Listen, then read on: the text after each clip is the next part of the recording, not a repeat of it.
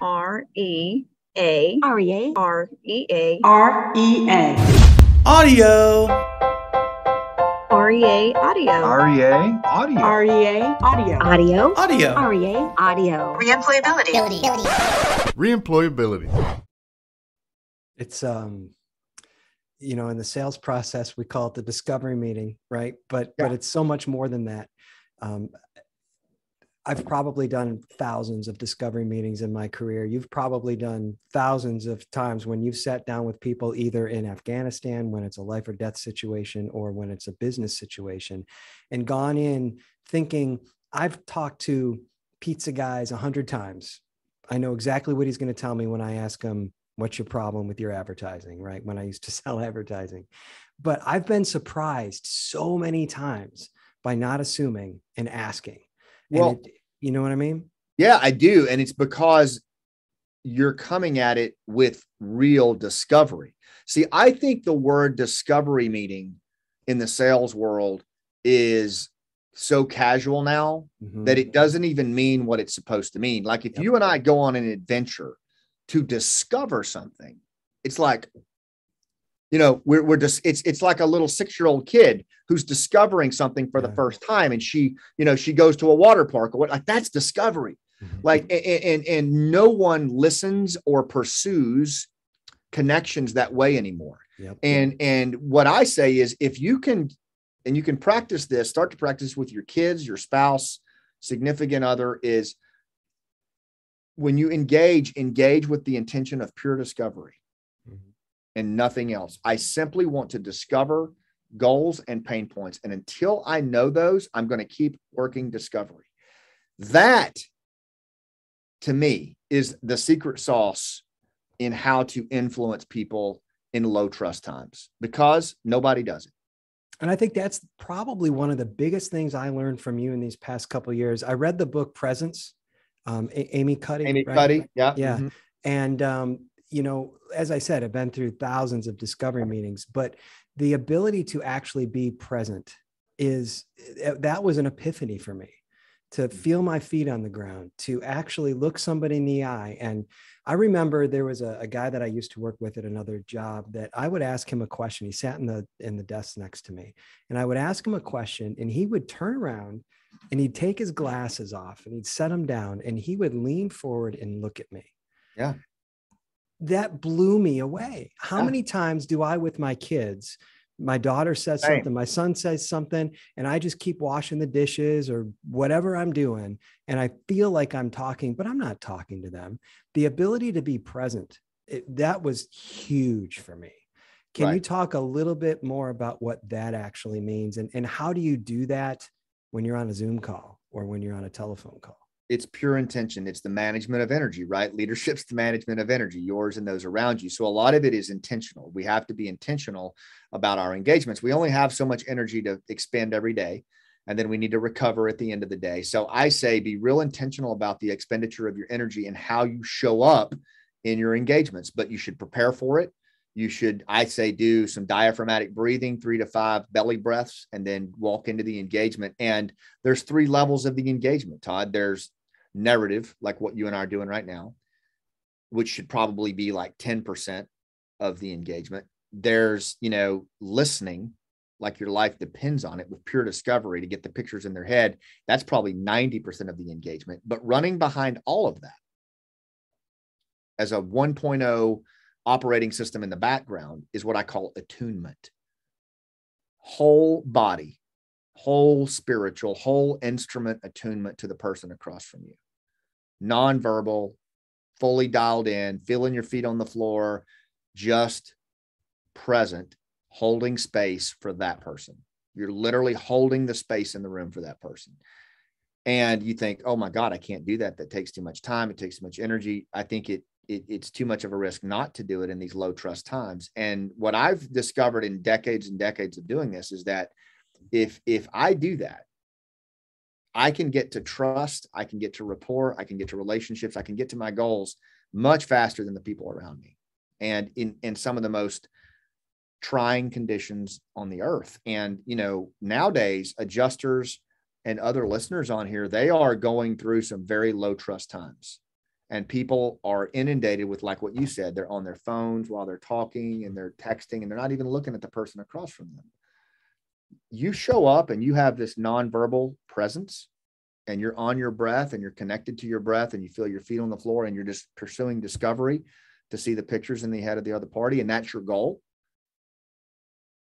Like that is immediately recognizable to any human on the planet at a visceral level. And what it results in is reciprocity, where the other party feels obligated to now connect deeper to you. And that's not Scott Mann's theory. Like, that's primal neuroscience. Mm-hmm. And if you practice that and work it, you got to rep it, because the modern world pulls us away from that. It tells us we shouldn't do that. So you have to practice this in your day-to-day engagements, but it won't, 45 days to build a new habit. With neural pathways in the brain, it can work. And there's a lot of content we have at Rooftop on that. And, what we've covered here is enough to get started. Yeah. Well, and that's what I want to get to. And gosh, every time we talk, like, time just flies. We only have a few minutes left. You are involved in so many things. You had the play Last Out, your nonprofit Hero's Journey. You just finished a book that is, I couldn't get a hold of it yet. It doesn't come out till August, right? Yeah. But that is an incredible story. What's important? All this is important. What's most important for you right now that you'd like to talk about? I think what's most important is the people listening and watching this podcast. And so what I would say to you is rooftopleadership.com has a lot of stuff that's available to you that you can just access at no cost. Our blogs have tons of video blogs that go deep on this stuff. The Rooftop podcast is available to you to go deep on this. And then if you want to go deeper on our paid services, it's all right there. That's number one. Number two is I was recently involved in a final chapter of Afghanistan that I never expected, Todd, which was the collapse of that country. And a dear friend of mine who was an Afghan commando that I recruited and trained with and advised in combat, hiding in his uncle's house like Anne Frank, being hunted by the Taliban. And him saying to me, "Sir, I'm not afraid to die. I just don't want to die alone." And the palpable fear that I felt from that, in the fight, flight, or freeze, and the chaos, and just what was it all for? And then trying to find a way to lead myself through that, put a little team together that helped guide him through the city, connect him to people inside the airport that, when his phone was at like 10% power right outside the gate, and we're about to lose connection with him, tell him to say pineapple. And that's the code word of the day. And that became Task Force Pineapple. And that guy Nizam got through. And then we were able to help over 700 more get through as part of a larger volunteer effort. And the Pineapple Express is what it started to be called. And so we've written a book with Simon & Schuster called Operation Pineapple Express that's coming out on the anniversary of the collapse of Afghanistan around August 16th. You can pre-order it now on Amazon. But it's an amazing book that really asks the question is, what does a promise mean to you and how far would you go to honor it? And it just shares the stories of what happened with those volunteer veterans and their Afghan partners who risked everything for freedom. It's a heartbreaking, hopeful story that really, I think, helps the rest of us as citizens go, okay, that's what these veterans did when nobody else was coming. What's my Pineapple Express? It's just a cool read, and I hope people will check it out. With that said, on the veteran side, one of the unfortunate things that's come out of this abandonment, Todd, and withdrawal from Afghanistan is it's like we've turned the page on 20 years of veteran service, the longest war in our nation's history in Iraq and Afghanistan. And we've just turned the page on it. And, almost 2 million veterans asking themselves, Gold Star family members, military family members, like, what was it all for? And, what the cost of that is, so many of our veterans are pulling back from society, much like our Vietnam veterans did. And we're losing their inputs into our society, like what happened with Pineapple Express. We need that. We need the wisdom of their stories. And our nonprofit, The Hero's Journey, helps warriors tell their stories. And I've written a play called Last Out, Elegy of a Green Beret. And then when we toured the country, and then when COVID hit, we took it into a film, like what they did with Hamilton. And it's now a film. It's stage performance brought to film. It's going to be coming out on Amazon Prime on Memorial Day, and would love for people to watch it. It's called Last Out, Elegy of a Green Beret. It's a heartbreaking and hopeful story once again about modern war, but it's all combat veterans and military family members in the film. And it will really give you validation if you served. It helps heal, and it helps inform people that haven't served to really understand the high level of sacrifice that our warriors and their families gave us for 20 years. And I believe every citizen, and it's been said, anybody who's seen this film, every American should watch this film. It is truly, I think, the story of our 20-year journey as warriors, and as citizens, we need to understand what we asked those people to do. So I would encourage you to watch it. If you want to spend a quality Memorial Day, you still have the barbecues, watch Last Out, and 100% of the proceeds go to opening a veteran performing arts center right here in Tampa, Florida. We don't make a dime on it. You put a lot of emphasis on story and expressing yourself in that way, right? Yeah. And that comes from a lot of the training and things that you learned as you went on. People can integrate that into their daily lives as well, right? Everybody can. Steve Jobs said the world belongs to the storyteller, and he was right. And the reason that's true is that every human, your brain and the brain of your client, actually uses story as a sense-making tool. And they've been doing that for 70,000 years. So what happens is whenever a person is presented with new information, whether it's a PowerPoint slide, they forget 90% of that in 30 seconds because it's engaging working memory. But what happens is your listener tells themselves a story of what they're hearing, of what they're seeing, that raw data. And that narrative becomes how they interpret the world, right? And the only way to change that is if you put your information into a story, whether you're pitching your boss, talking to a client, engaging as a adjuster, like putting critical information and becoming a storyteller, training as a storyteller, in my assessment, is one of the most relevant things we can do as leaders in the modern world, whether we're doing it as parents, coaches of a travel ball team, PTA, sales. The world belongs to the storyteller. And particularly in these low trust times, people are starving for it. And there's all kinds of ways to train on that, but train on it because it is a competitive advantage in this time of low trust and short form communications. One of the parts I like about the book Presence, and you mention this all the time, is there's science behind what's in that book, right? Yeah. So like if you'd have told me that by standing in a certain position, I would be able to make myself more confident, I'd tell you are full of crap. Yeah. Right. Yeah. Because to me, that's all fluffy, all that junk. But there's science behind it because of the chemicals in your brain, because of the way and what I love about Rooftop and what you do is you're coming from the perspective of a retired Green Beret, right? So I would never say any of this stuff is fluff and crap because if we get it wrong, people die.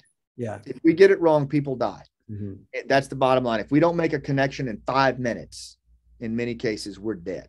Mm-hmm. And I've seen this over and over again work. And what I'll say to anybody listening to this is what works in life and death works in life and business. And it's just a matter of putting it into practice, getting below that water line. Remember, 80% of our nature is below that water line that we can't see.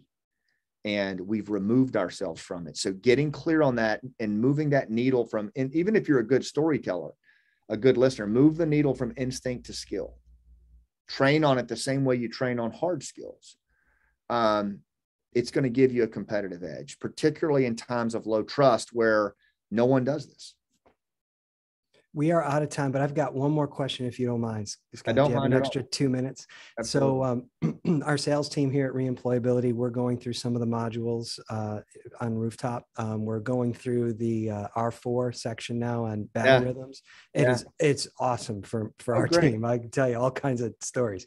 But I asked the sales team if they could ask you any questions. What would they like to know about Scott? And obviously they see you from the videos and you've been in here a few times as well. But the way that you present yourself and with your experience and everything, they're curious. What are you learning now? Like, what are you trying to improve on yourself now that you're going to be able to show us in 6 months or a year? Oh, wow. That's so cool. What a great question, man. So I do try to live my life, kind of like what Tim Ferriss is to high performance. I try to be a human experiment in connection, and just put myself in that living petri dish all the time. So there are a couple of things that I am working on right now that I hope to be able to continue to share from our incubator. One of them is actually writing this book for Simon & Schuster. I've written books before, but it's always been either a small publishing house or even self-publishing. But writing this book for Simon & Schuster and doing it in like 90 days has been an enormous, it's like it's pushed my performance levels to the edge and beyond, and things that I never thought I would be able to do. This is a year-long project. We did it in 90 days, and it required every ounce of R4, that regimen, ritual, rigor, and recovery that I could muster. And even then it took a toll on me. So I've learned some new things on recovery and how to come out of that. And then the other area where I'm really digging in right now is this thing around trance-like state. I believe what's happening to our society right now, Todd, and you really hit at it with social media and the stuff that's hitting us. I believe it has lured us into this trance-like state of fear-based behavior and anger-based behavior. And we are becoming a shadow tribal society. And we are reverting back to in-groups and out-groups, tearing each other apart. And I think we're on a path, both at an organizational level with our companies and our businesses and our communities and our nation, that if we don't get a handle on this at like a street level, a community level, a parental level, our kids are going to inherit something terrible. And I'm not a sky is falling chicken little kind of person. So I want to be able to articulate what is happening to us below the waterline in this trance-like behavior, where, as Ivan Tyrrell says in the book, The Human Givens, anger makes us stupid. What's making us stupid? What's making us lose our perspective on our superpower of human connection? Why are we turning on one another? And then I want to bring those lessons to your leaders and others so that they can take that and make it foundational in what they do and not get caught up in it, not get caught up in that churn, but rather help people bring their emotional temperature down, shake off that trance, and get back to being human again to each other. Mm-hmm. That's what it's going to take. All is not lost. No, man, we still got this, but we got to dig in, and we got to dig in fast. There's nobody's coming. If I've learned anything in life, if you think that somebody's coming over the hill to save the day, they're not coming. Yeah. Whatever is going to get done, we're going to have to do it. Gosh, Scott, I've been looking forward to this ever since we scheduled it. And I so enjoyed speaking with you, as I always do. And I really appreciate your time. We all do. And look forward to talking to you again sometime soon. Yeah, right on, Todd. Thank you so much. And to everybody listening, thanks for what you do. And just remember, what we showed with the Pineapple Express is you don't need a title. You don't need permission to lead in hard times. People are hungry for leadership, and it's just a matter of stepping in and being relatable and relevant. So thank you for giving me a voice. No, it's great. Thanks. Wow. No, honestly, man, thank you. That was great. I so appreciate your time, and I'll cut this up into some segments, and I'll make sure I put the link in the show notes for the website. And is there a way to pre-order the book through Amazon? Is that right? So can I put a link to Amazon through? You know what I'm going to do pre-order? Is I actually have a little slide with a QR code. Oh, sweet. Yeah. We'll put that in on the website. And I'll drop that in. Let me see. She just, here it is. I'll drop that in. Wait a minute. Well, it's not. Oh, here it is. It's a PDF, but that should work. Sure. So I'm going to send that to, do I have your contact info? It's just Todd at ReEmployability. All right. So let's see. I'm just going to do this while we're on the phone. Sure. Now, are you gonna get to read the audiobook vergin, or are you gonna get somebody else doing it? I hope so, but we have so many characters. Oh, really? Yeah. Todd at ReEmployability, no hyphen, right? Correct. It's just ReEmployability, one big giant word. Okay. Employability.com. Yes, sir. Yeah. I mean, there's so many characters right now that I don't know if we could even, I don't know how you would do that. That's something I've wondered about too, is like, how in the world are we going to do an audio version? I mean, it would be badass. Yeah. And between us also, I can't put this out yet, but we've also optioned it as a movie. Oh, really? Yeah. Oh man, you got so many things going on right now. It's amazing. Yeah. The good news is I won't have to do anything with it. It's just, it's just the story itself. It'll be obviously the company that does that, but yeah. No, that's great. Good for you. Thanks, man. So I just emailed you the QR code and the article that you should take a look at. Great. I got it. Thank you. Yeah. I saw it in my Apple news feed and I was going to read it, and just one of those things that I passed on, and I should have the one in the Atlantic magazine, right? Yeah. That's so much good stuff. So, all right. I'm way past my time with you. So I do appreciate it so much and look forward to talking to you again, Scott. Thank you very much. My honor, man. Talk to you soon. Sir. All right. Bye-bye.